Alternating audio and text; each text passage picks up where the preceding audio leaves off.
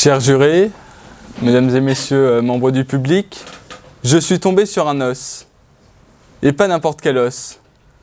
Je suis tombé sur un os à moelle. Et oui, l'os à moelle. Je parle bien de cette revue de Pierre Dac, revue humoristique des années 60. C'est dans cette revue qu'il parle de ce sujet que je n'ai moi-même pas compris au début. Et je pense que vous ne le comprenez toujours pas. Mais je vais vous expliquer. Au-delà de mes convictions personnelles, je suis certain que tout le monde est d'accord avec moi. Oui, les avocats, les notaires, les magistrats, les juges, tout le monde est d'accord avec moi. Et vous aussi d'ailleurs. Vous n'en êtes pas encore convaincus. Effectivement, je vous disais que tout le monde était d'accord avec moi, car cela coule de source. Et pour cela, je vais vous parler de la présomption d'innocence. Quoi de mieux dans une justice correcte, normale, que de prétendre que la personne que l'on a en face de soi est innocente pour démontrer qu'elle est coupable, que de dire qu'elle est directement coupable au risque de punir un innocent. Au niveau de la rigueur juridique, cela est bien plus logique et bien plus juste. Je préfère malgré tout voir un innocent, une personne coupable continuer de pouvoir déambuler dans la rue que de voir un innocent pendu près de chez moi. Bon, ce système de pendaison n'est plus effectif depuis quelques années, mais il y a encore des personnes en prison, pourtant innocentes. Donc, je me disais que tout le monde était d'accord avec moi. Et cela est vérifiable, car la présomption d'innocence a été théorisée dans les tribunaux. Mais les tribunaux du XIIIe siècle, ce sont les tribunaux inquisitoires. Et oui, depuis le XIIIe siècle, la justice est d'accord avec moi. Mais pas n'importe qui en plus. Ce sont les objecteurs de conscience, les philosophes, les penseurs, les juristes, les hommes droits, les défenseurs des libertés, les amoureux de la justice, sans oublier les responsables, les doux, les consciencieux et surtout les innocents.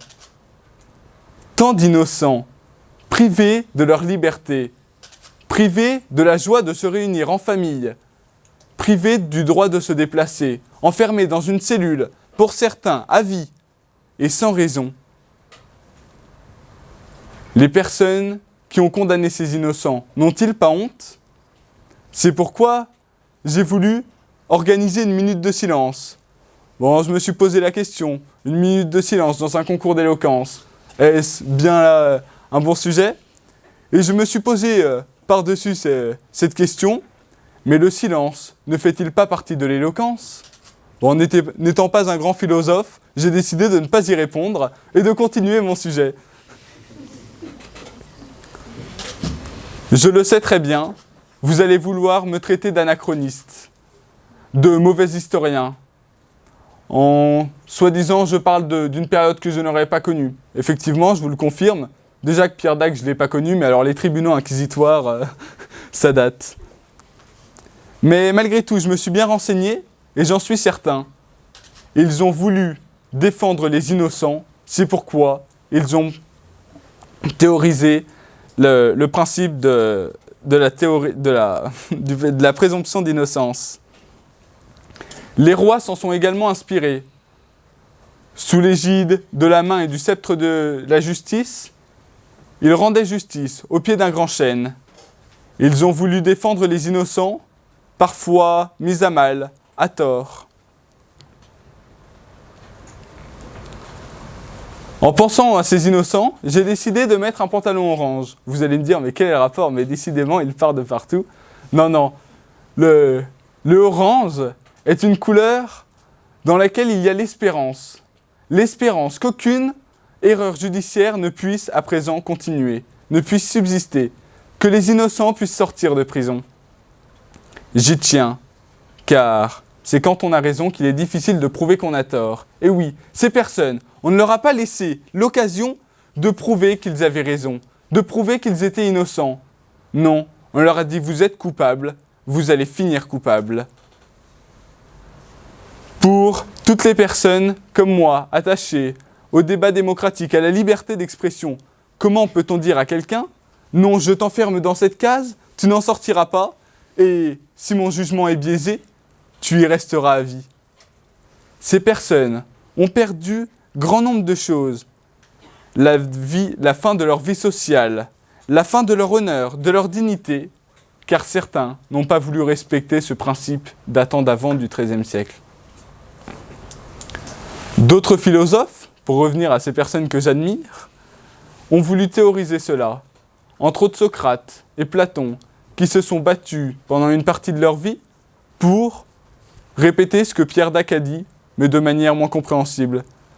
Je ne sais pas lequel est le moins compréhensible entre ceux qui font des longues phrases pour s'évertuer à parler de choses à une époque qui ne les concernait pas, ou alors Pierre Dac, qui dans une revue humoristique se permet de prendre part pour une partie de la population.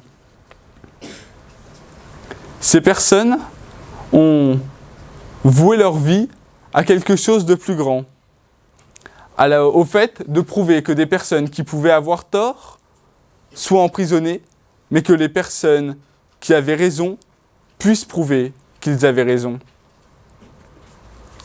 Peut-on le prouver plutôt dans l'humour, que nous avons raison, ou alors dans la colère? Dans la colère, les choses s'expriment mal, alors que dans l'humour, on peut en plus convaincre son auditoire avec des tournures que ces personnes aimeraient. Par exemple, une personne que l'on condamne directement et que l'on juge ensuite va être en colère contre ses pratiques déloyales. Comment va-t-elle pouvoir se défendre avec l'anxiété, le stress, le gêne? Elle ne pourra pas. Alors qu'une personne à qui l'on dit « tu es innocente pour l'instant », mais qu'elle soit innocente ou non, on s'en fiche. Ce qui compte, c'est de voir comment elle va pouvoir parler, ce qu'elle va pouvoir dire, ce qu'elle va pouvoir défendre. Toutes les personnes, les avocats entre autres, seront d'accord avec moi par-dessus tout. Ils vont vouloir dire « mais oui, comment on peut dire que mon client est coupable alors qu'il bénéficie de la présomption d'innocence ?» Non, on ne peut pas. Il faut bien comprendre que ces personnes doivent être défendues. Cela passe par le bien commun. Le bien commun, mais pourquoi donc? Pour pouvoir défendre ces personnes. C'est pourquoi je tiens à vous dire que par-dessus tout, les innocents méritent qu'on pense à eux.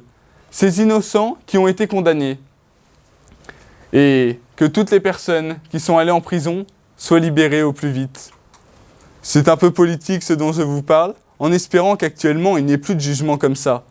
Je crois en la justice française, et je sais ô combien elle est grande. Mais ce sont ces personnes qui ont été condamnées injustement à qui je pense.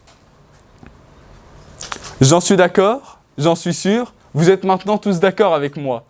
Je vous ai convaincu, enfin je l'espère. Je ne comprends pas de toute façon comment l'on peut être d'accord avec ce fait qu'une personne qui aurait tort, on puisse lui dire qu'elle ait raison. Mais une personne qui ait raison, comment peut-on lui dire qu'elle a tort? J'espère que vous êtes convaincus. Merci.